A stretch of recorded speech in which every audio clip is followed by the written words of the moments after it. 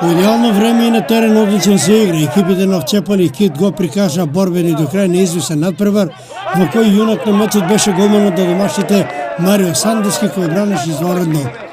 Овчеполе дојде во водство со голот на Никола Стојковиќ по одличната асистенција на Тодоров. Резултатот на 1:1 го изравни Јордан Четрндафилов по идеалниот центаршут на Тикве Шанац.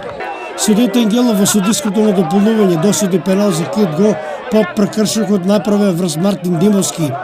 Ударот го изведе Димовски, а голманот Сандовски ја прочита неговата намера и атрактивно го одбрани пеналот за конечен резултат Овчеполе Кит го пекче во 1:1. Резултатот самиот по себе покажува дека и двете екипи заслужуваат, можеби повеќе заслужуваат да не изгубат, него да победат. И тоа е фудбалот.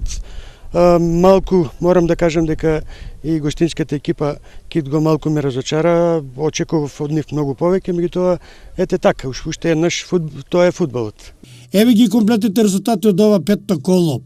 Рудар Бергалница Голак 2:0, Овчеполе Кит го пекче во 1:1, Слоги 934 Кежовица 2:0 и Малеш Зрновка 3:0. Табела: Кит го Пекчево е начело на табелата со 13 бодови. Рудар 947, второ место 10 бодови. Трето место Овчеполе 8. Четвртото, петото и шестото место го делат Малеш, Кежовица и Брегалница Голак со по 6 освоени бодови, но тука влијае гол разликата.